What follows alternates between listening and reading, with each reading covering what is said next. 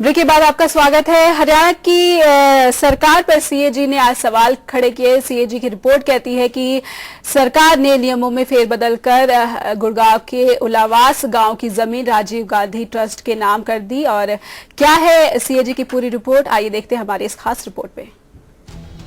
गुड़गांव के उलावास की गांव की जमीन राजीव गांधी चैरिटेबल ट्रस्ट को दिए जाने पर सीएजी ने हरियाणा की हुड्डा सरकार के कामकाज पर सवाल उठाए हैं।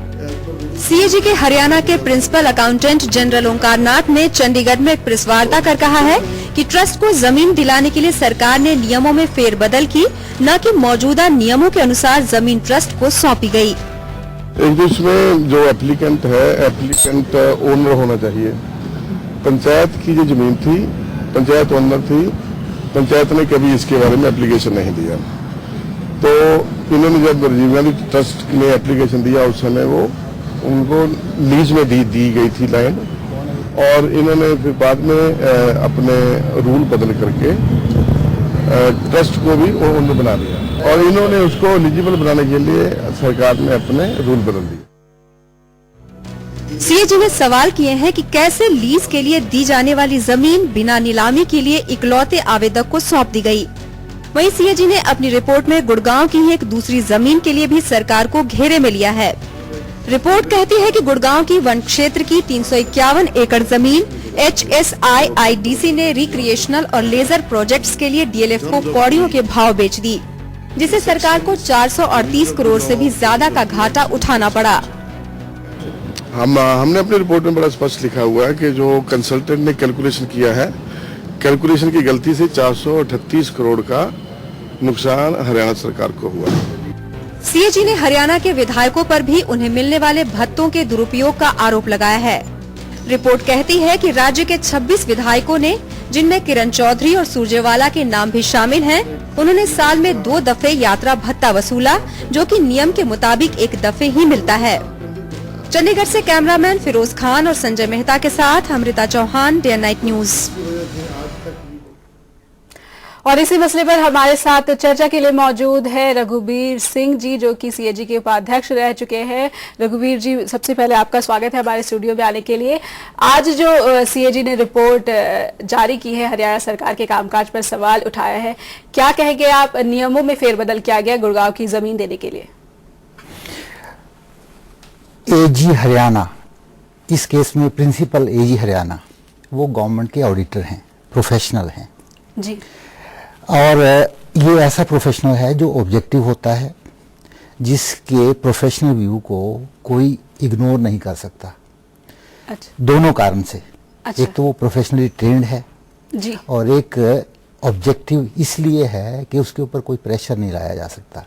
तो उसकी कैलकुलेशंस या उसने जो कुछ कहा है, इस केस में उसने कहा है कि इरेगुलरिटी है जी। ऑन फेस ऑफ इट, उसको एक्सेप्ट करना चाहिए। और जो कंटेंट्स हैं रिपोर्ट के, उनको देख के पता लगता है कि ड्यू डिलीजेंस रही है उस ऑब्जेक्शन को लेने को और उस इरेगुलरिटी को इरेगुलरिटी कहने की।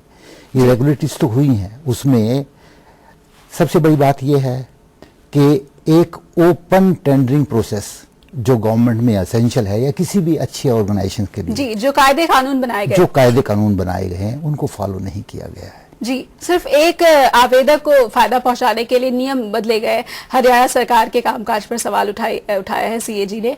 और जो राजीव गांधी चैरिटेबल ट्रस्ट है, उन्हें ये जमीन दी गई है। अब इसमें गवर्नमेंट का कितना हाथ था? जी, किसी को खुश करने की कोशिश, किसी को खुश करने की कोशिश। अब ये बातें सब एक्सट्रेनियस है जी। सीएजी ने अपनी रिपोर्ट में ये नहीं कहा होगा जी। ऑब्वियसली ये बिल्कुल स्पष्ट है कि सीएजी ने कामकाज का लेखा जोखा ही जारी किया है, लेकिन हरियाणा सरकार के कामकाज पर उंगली उठाई गई है और इससे इशारा साफ नजर आ रहा है कि किसी को खुश करने की कोशिश में हरियाणा सरकार ने नियमों में फेरबदल किया।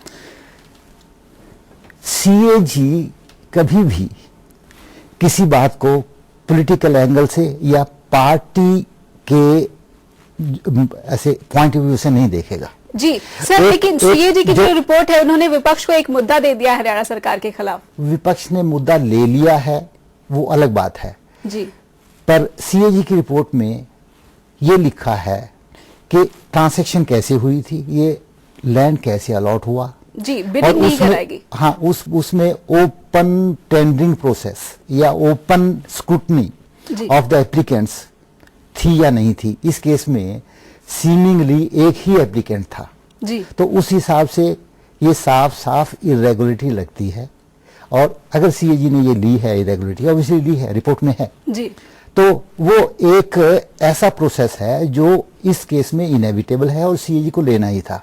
इसमें पार्टी पॉलिटिक्स आती है, वो गवर्नमेंट की और विपक्ष की आपस की बात है सर। लेकिन सीएजी की रिपोर्ट को कई बार बीच में सेंटर में रखकर हरियाणा सरकार और विपक्ष आमने सामने होते रहे हैं। विपक्ष को एक और मुद्दा दे दिया है, विधायकों पर भी सीएजी की रिपोर्ट के जरिए सवाल उठाए गए हैं कि इन्होंने यात्रा भत्ता का दुरुपयोग किया, साल में 2 बार उन्होंने भुगतान लिया यात्रा भत्ता का। उसका कोई डिफेंस नहीं लगता है। वो जो उन्होंने किया है जी, वो पैसा रिकवरेबल है। नॉर्मली अगर कोई गवर्नमेंट सर्वेंट ऐसा करता है जी, तो in this case legislators are government servants जी, तो उनसे रिकवर करेगी सरकार और रिकवर करेगी। और अगर वो गवर्नमेंट के नौकर होते, secretary, deputy secretary, deputy commissioner ऐसे होते तो उनके अगेंस्ट डिसिप्लिनरी एक्शन भी होता नॉर्मली जी, क्योंकि ये जनप्रतिनिधि है तो इनकी इस तरह से हम एक्शन नहीं ले सकते, या उनसे रिकवरी के लिए क्या किया जा सकता है? अब देखिए, एक्शन लेना सीएजी का काम नहीं है। सीएजी ने प्रोफेशनली कहा है कि ये पेशेंट बीमार है जी, इस केस में फाइनेंशियली बीमार है जी, तो अब इसको क्या जो है ना गवर्नमेंट ने दवाई दे के ठीक करना है जी, रिकवरी तो उनकी होनी जी। है। बड़े बड़े नाम आए हैं इनमें, विधायकों के सुरजेवाला जी भी है, किरण चौधरी भी है जो मंत्री भी है हरियाणा सरकार में, उन्होंने 2-2 बार भुगतान लिया है।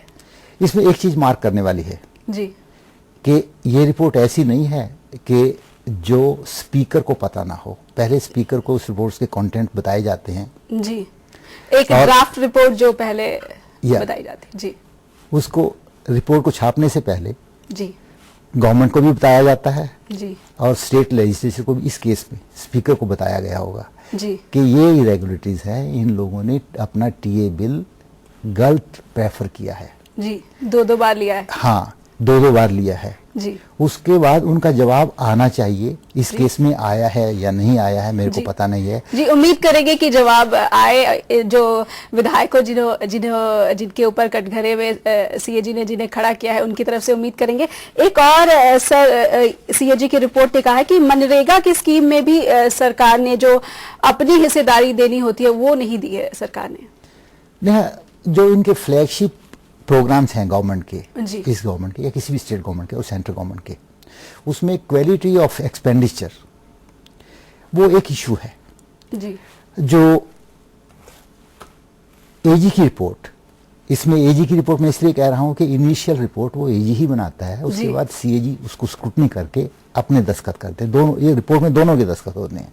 तो सीएजी की रिपोर्ट में हरियाणा की वर्ष 11-12 की रिपोर्ट जी, इसमें एजी ने कहा है कि quality of expenditure is questionable to the extent of about से 2000 करोड़ जी।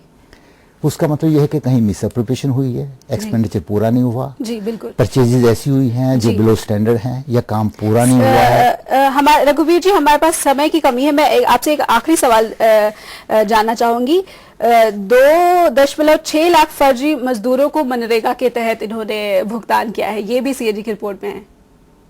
फर्जी मजदूरों को भुगतान किया गया। देखिए, वो तो फ्रॉड हुआ जी, और उसके अगेंस्ट एक्शन होगा। जो कंसर्न ऑफिशियल्स हैं जी, उनके अगेंस्ट नॉर्मली गवर्नमेंट एक्शन लेती है जी। तो क्या उम्मीद की जा सकती है कि हुड्डा सरकार इस तरह का कोई ऐलान कर सकती है? ऐसे केस में गवर्नमेंट ऐसे ऑफिशियल्स को शील्ड नहीं करती जी, जिन्होंने ऐसा काम किया है। और जब एजी की रिपोर्ट आती है जी, तो for example quality of expenditure, मैं कह रहा हूं कि 2000 करोड़ का एक्सपेंडिचर ऐसा है जो क्वेश्चनेबल है, उसमें इनएफिशिएंसीज हैं। उसमें तो कोई कह सकता है कि ये परचेज ऐसे नहीं ऐसे हो सकती है, बट जहां रिपोर्ट जो है ना एक्सपेंडिचर हुआ है और काम नहीं हुआ है, जहां पर फ्रॉड हुआ है, वहां पर ऑफिशियल्स को स्टेट गवर्नमेंट भी नहीं बचाती जी। उनको सस्पेंड किया जाएगा मोस्ट लाइकली, या कम से कम उनसे रिकवरी की जाएगी। जी बहुत बहुत शुक्रिया रघुवीर जी आपका इन तमाम मुद्दों पर जानकारी देने के लिए। तो ये थे हमारे साथ रघुवीर सिंह जी जो कि सीएजी के उपाध्यक्ष रह चुके हैं। आज हरियाणा सरकार को सीएजी की रिपोर्ट के जरिए कटघरे में खड़ा किया गया है। कई तरह के आरोप लगे हैं। राजीव गांधी चैरिटेबल ट्रस्ट को गुड़गांव की उलावास की जमीन नियमों में फेरबदल करके दी गई, ये सवाल उठाए जा रहे हैं। उम्मीद की जा रही है कि अब हरियाणा सरकार इस रिपोर्ट पर किस तरह से सफाई देती